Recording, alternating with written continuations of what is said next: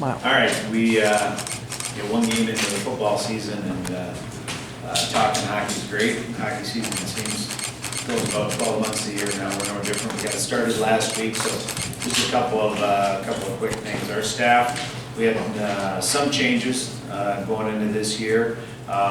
One of the big ones you guys are probably aware of, Chris Smith, who's been one of our secretaries for 49 years, retired, and big thing at the end of the year. That was great. Lindsay Fast took over for her. She's doing great. Brad Fast was our video coordinator and hockey ops coach. Moved on. He moved into medical sales and doing some things. Still lives in town, so he'll still be around a little bit. But Dan Sturgis, who was on the 07 championship team, took over for his spot. He'd been out west in Denver and coaching a little bit of club college and actually helping out Coach Wozdecky with his high school team for the last 3 years as well. And really invested a lot of time into getting into the hockey business. So we welcome him. Great to have another Spartan. And then last but not least, Jason Mazzotti, who's been our volunteer coach for 5 years, has moved on, and he's going to be the goalie coach of the Carolina Hurricanes with another great Spartan, Rod Brendamore. So that's a great move for Jason, and we're all real excited for all three of those people. And then a great addition. You know, sometimes you get lucky. Jim Slater is retired after a long career playing in the NHL and in Europe, and has been living in town for lots of years. So he's back. He's going to be working on his master's degree and be our volunteer coach. So some exciting things for people leaving, and real excited for us for people coming in. The team we got going last Wednesday, kind of jumping right into things. We have 3 freshmen this year. All those guys have come in. They look good. We look for them to contribute, obviously. Those are the kind of guys that we want to be adding right now. But the guys have looked really good, and the carryover has been nice to see. I think they did a great job the spring and in the summer, although we can't work with them a lot in the summer. Coach Forkovich is one who handles that, and they handle their own nice stuff. They did a nice job, and I'm excited about how they've shown up. I'm excited about the leadership. We've been a very hard team to play against. I think the second half of last year were extremely tough, and I think we'll pick up right back where we left off. And then the last thing I'd like to mention is it's a really special week. There's been a lot of good things. We've driven by Munn. You've probably seen it, but we've kind of combined 2 things this weekend. And one is it's the 60th reunion for the 1959 Final Four team. A bunch of those gentlemen are coming back. That's outstanding. The 89 team, which Coach Luongo and I and Coach Mazzotti were all a part of, they're coming back as well. And then the 99 team. So we've got a 60-year reunion, 30-year reunion, and a 20-year reunion of Final Four teams. And the timing of that is great. They'll be in for the football game on Saturday and probably get to pop out on the field, which is neat. But then on top of that, we have a lot of our donors and people that have really helped out with the whole Munn project. And if you, like I said, if you've been by there's a pretty good hole there. That's been going great. So we're going to have kind of an opening ceremony, and it's an invite only, unfortunately, for some people. But people out there will probably have close to 300 people, counting all the athletes there. So, you know, that project has been something that's been maybe not the top of my list, but pretty darn close since I got back here. And we had a lot of people that didn't think we'd ever get there. And I guess I'm a man I expect to be believed, and if I'm not, I figure over time I'll change your mind. And like I said, a lot of people didn't think we'd get there, but we've had unbelievable help from tons of people in the community. Coaches, those you guys know, has really played a great role in that, not just with his money, but with his time, which is our most valuable asset. And hey, we've got that hole going. We still have a little ways to go money-wise, but that's going to be a great addition for us. And as I've told a lot of people, there's transactional things that happen, and that's when you give us money. And there's transformational things that happen, and this is a transformational thing for our program. It's much needed. And like I said, we couldn't be more excited, and hopefully this time next year we'll be operating full-time out of there. So that's about where we're at right now. So Slater replaces Mazzotti? Yes, sir. Dan, you know this, there have been some very well-known donors to your project who have asked why are they not announcing anything to try to get it going. Do you know why they're holding back? Because I think if people knew, there's some very high-profile people that have made some big pledges that Hold back announcing the other names. Well, there's some that have been anonymous, so we have to kind of respect that, I guess.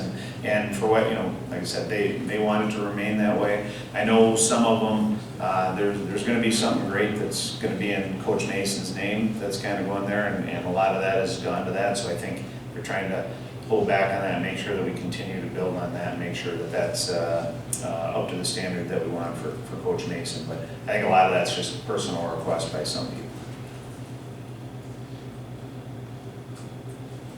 Yes. When you've got renovations going to Munn, and there's other places that build brand new facilities that try to spark new tradition, is there a chance to have the best of both worlds because you've got a place with a lot of history, but you're also adding some modern amenities? Is that the best of both worlds? I know there's a push to get a new arena, but in retrospect, might this be the best way to go? I love Munn, and what we've done with the arena part of it, and the fan experience and the players' game day experience on the ice. There's new ice, there's new boards, there's new glass very recently, the scoreboard, the atmosphere. I think it's a great size for college hockey. The Huntington Club, the suites. I think walking around Munn, that's one of our favorite trips around there. It is like a hall of history walking around there, from our NHL guys, from our teams that have won. I love the corner with Biggie Munn. You can sit there and talk to people. What a tremendous impact he had, not only on Michigan State, but the national scales and the integration of college sports.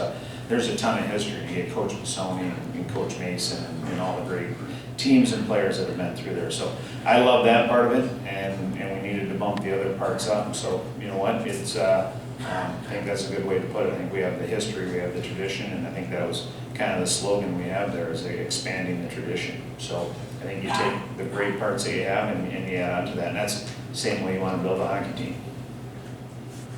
So there's new glass, because sometimes that glass at certain angles, it was hard to see. Well, that a few years ago, yeah. So it's the NHL glass and boards, and that had all been replaced, I think, about 5 years ago when they did the ice plan and changed all that.